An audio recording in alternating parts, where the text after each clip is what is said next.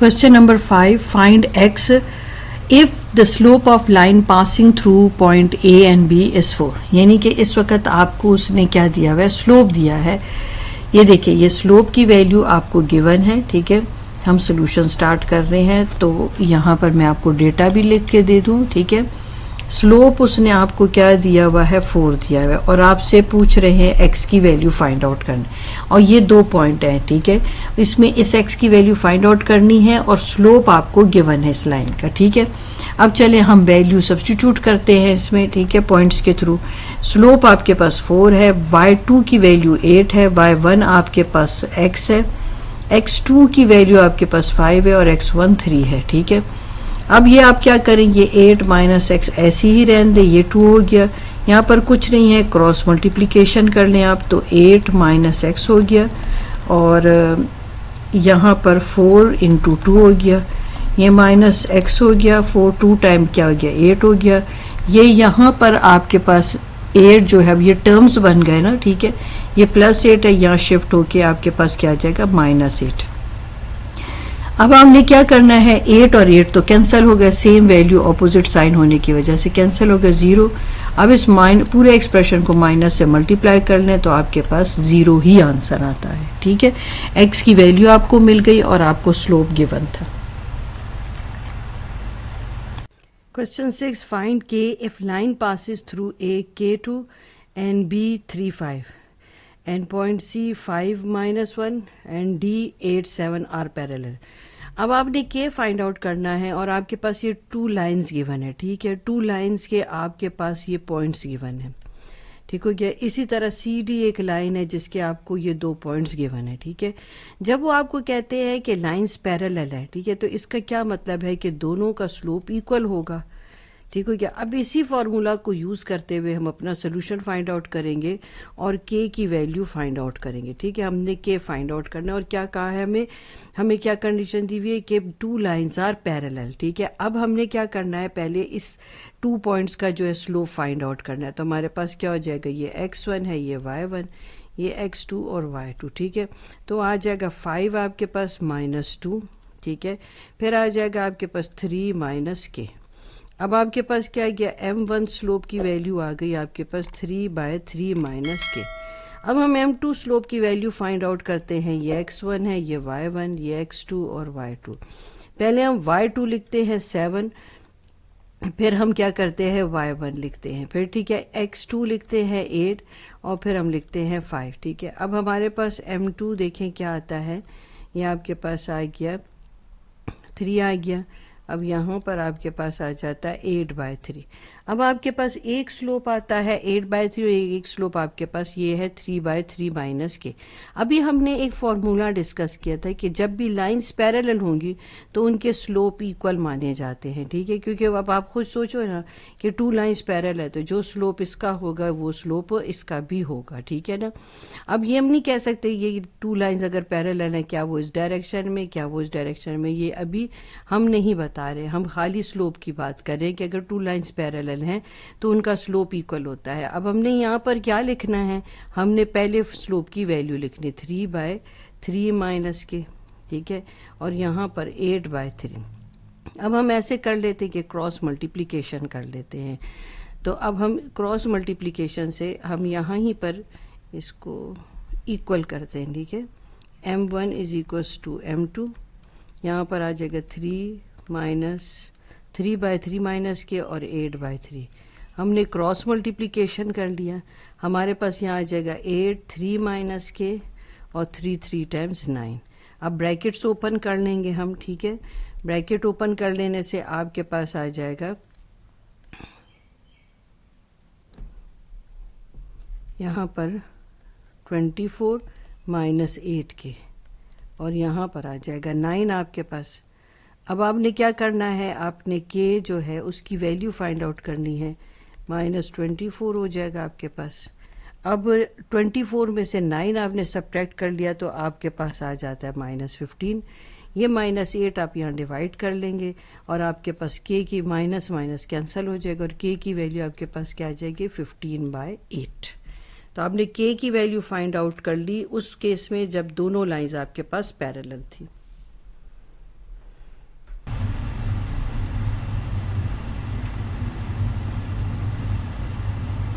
Question number 7. Find K if line passing through PQ and RS are perpendicular. अब देखिए ये दो lines हैं, ठीक है, दोनों लाइंस के आपको पॉइंट्स दिए हुए हैं और दोनों लाइंस एक दूसरे पर परपेंडिकुलर है.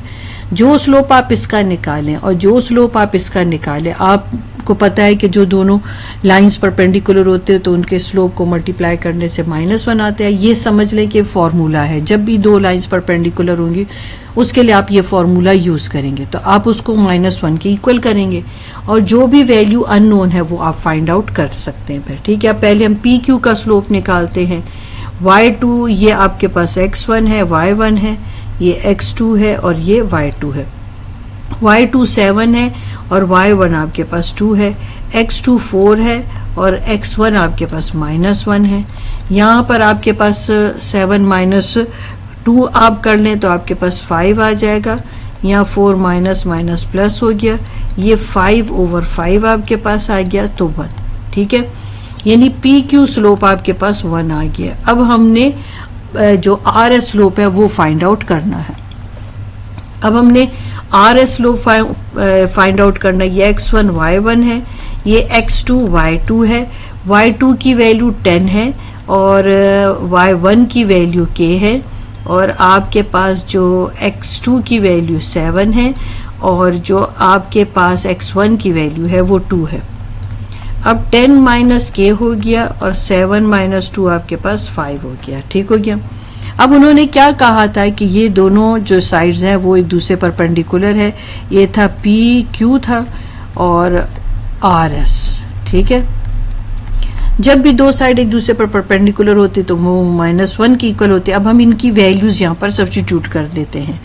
जो आपके पास पहले स्लोप आया था उसकी वैल्यू आपके पास जो आई थी आप वो लिखोगे, ठीक है. वो वैल्यू आपकी 1 आई थी पी क्यू की और यहाँ पर 10 - k/5 आई वैल्यू, ठीक है. क्योंकि उन्होंने आपको क्या कहा, आपने अननोन का आंसर फाइंड आउट करना है तो फिर हम इस फॉर्मूला में वैल्यू सब्स्टिट्यूट करके वो फाइंड आउट कर सकते हैं. अब क्रॉस मल्टीप्लिकेशन करें तो 5k हो जाएगा. अब आप 10 को उधर शिफ्ट कर लें तो आपके पास क्या हो जाएगा, -15. दोनों साइड पर मल्टीप्लाई कर दें माइनस साइन से तो आपके पास आ जाएगा 15 आंसर, ठीक हो गया. तो आप एंड में आंसरिंग कर सकते हैं. Hence k = 15. For P Q to be perpendicular to R S, तो उसके लिए आप क्या कर सकते हैं कि अब दोनों को मल्टीप्लाई करेंगे, ठीक है ना. मल्टीप्लाई करने से मतलब अब पी क्यू और आर एस परपेंडिकुलर है तो उसके लिए आप ये जो है इनकी वैल्यू सब्स्टिट्यूट करें और क्रॉस मल्टीप्लिकेशन कर लें, ठीक है. अब आप ऐसे करें कि आप -k इधर ही रहने दें और ये 10 आप यूं शिफ्ट कर लें, ठीक है. ये आपके पास -15 आ गया. पूरे एक्सप्रेशन को माइनस से मल्टीप्लाई कर लें तो आपके पास ये आंसर आ जाता है. तो आप आंसर लिख दें. Hence k = 15. क्वेश्चन 8 देख लें. Using slope prove that point xy and z are collinear. एक बात समझ लें, कौन से पॉइंट कोलिनियर होते हैं. पॉइंट वो कोलिनियर, उन पॉइंट्स को कोलिनियर कहा जाता है जो सेम लाइन पर लाए करते हैं. और जो पॉइंट सेम लाइन पर लाए करते हैं जब भी उनके आप स्लोप निकालो तो वो स्लोप इक्वल होते हैं, ठीक है. पहले क्वेश्चन को समझना बहुत इंपॉर्टेंट होता है, ठीक है. जब तक आप क्वेश्चन नहीं समझते आप उसका सोल्यूशन नहीं निकाल सकते. अब आप स्लोप निकालेंगे कैसे, जब भी आपको पॉइंट दिए जाते हैं तो उनका फिर कैसे स्लोप निकाला जाता है. आप क्या करेंगे, x को y के साथ रिलेट करेंगे, ठीक है. ये x y के साथ जाएगा, फिर y z के साथ जाएगा. मैं अगर आपको ऐसे लिख के दूं, x को y के साथ आप रिलेट करेंगे और y को z के साथ, ठीक है. अब इसका स्लोप और इसका स्लोप, जिसको मैं कहूँगी x y और y z, इनका स्लोप अगर सेम आ गया तो समझो कि तीनों पॉइंट जो हैं एक ही लाइन पर लाए करते हैं. y2 की वैल्यू 7 है, y1 की वैल्यू -3 है, x2 की वैल्यू 4 है और x1 की वैल्यू 0 हो गई. 7 + 3 हो गया, 4 हो गया. यहाँ 10/4 हो गया. यहाँ पर 2 टाइम 4 2 5 टाइम 10. यानी कि आपके पास अब आप y-z जो है उसका स्लोप फाइंड आउट कर रहे हो। y2 की वैल्यू 12 है, y1 की वैल्यू 7 है, x2 की वैल्यू 6 है और x1 की वैल्यू 4 है। यहाँ पर आपके पास 5 आ गया 2, ठीक है। अब हम नोटिस करें कि दोनों स्लोप आपके पास सेम है, तो सिंस एम एक्स वाई एक स्लोप और M Y Z both are equal, ठीक है, it shows that the point x, y and z all lie on the same line, hence they are collinear.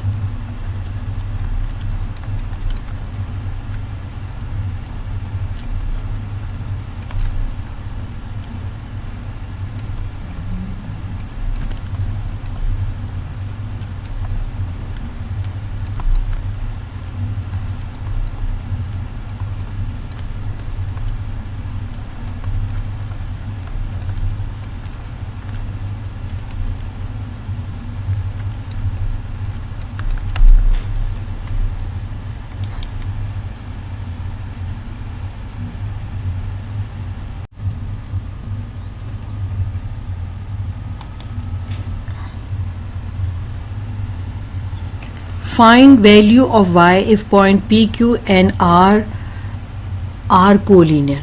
अब बिल्कुल previous question जैसा है, मगर थोड़ा सा आपने क्वेश्चन को समझना है। इसमें इस मर्तबा आपसे अननोन की वैल्यू पूछी और आपको बता दिए कि ये सेम लाइन पे लाई करते हैं। तो जब जो पॉइंट सेम लाइन पे लाई करते हैं तो उनके जो स्लोप है, जैसे पी क्यू और क्यू आर के जो स्लोप है वो इक्वल होते हैं, ठीक है। अब ये बात तय है कि ये पॉइंट लाई करते हैं, इनके स्लोप भी इक्वल हैं, ये बात तय है। तो फिर आपने y की वैल्यू ढूंढनी है। बात मेरी समझ आ गई आपको? अब हमने क्या करना है, अब हमने क्या करना है, इसका पहले स्लोप निकालना है। y2 आपके पास 2 और y है, x2 5 है और आपके पास 4 है, ठीक है। 2 माइनस वाई तो आपके पास ऐसे ही रह गया, यहाँ पर 1 आ गया, ठीक है। यानी एक वैल्यू आपके पास ये आ गई। दूसरी भी वैल्यू हम कोशिश करते हैं कि यहीं पर हम कर लें। Q 5 है, 5 2 और R आपके पास 6 2y प्लस 1 है, ठीक है। ये x1 है, ये y1 है, ये x2 है, ये y2 है, ठीक है। स्लोप ऑफ QR देखते हैं अब हम, तो आपके पास y2 माइनस y1 और x2 माइनस x1, ठीक है। y2 की वैल्यू तो आ गई 2y प्लस 1 और y1 की वैल्यू 2 आ गई, x2 की वैल्यू 6 आ गई और x1 की वैल्यू आपके पास 5 आ गई। अब 2y और ये -2 और +1 -1 दे देंगे और यहाँ पर आ गया 1। अब मैंने आपको क्या कहा था, दोनों स्लोप आपके पास इक्वल है, ठीक है। इस मर्तबा उन्होंने कहा स्लोप इक्वल है क्योंकि ये लाई करते हैं लाइन पर। तो फिर आप y की वैल्यू फाइंड आउट करके दें, तो 2y ये जो वैल्यू है आप इसको लिखें और इसमें से y की वैल्यू आप फाइंड आउट करके दें, ठीक है। अब ऐसे करते हैं, y को हम एक साइड पे कर लेते हैं और नंबर्स को हम एक साइड पे कर लेते हैं। ये आपके पास यहाँ पर आपके पास आ जाता है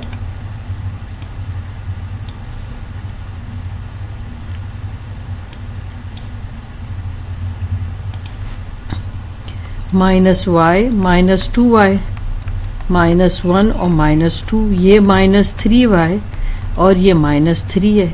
अब -3 को इस पे डिवाइड कर दें क्योंकि ये मल्टीप्लाई हो रहा है, तो माइनस माइनस प्लस हो जाएगा और 3 के साथ कैंसिल होके 1 दे देगा। तो y का आंसर आपको क्या मिला, y का आंसर हमें मिला 1, ठीक हो गया। दस the value of y is 1, तो आप आंसर कर दें, दस द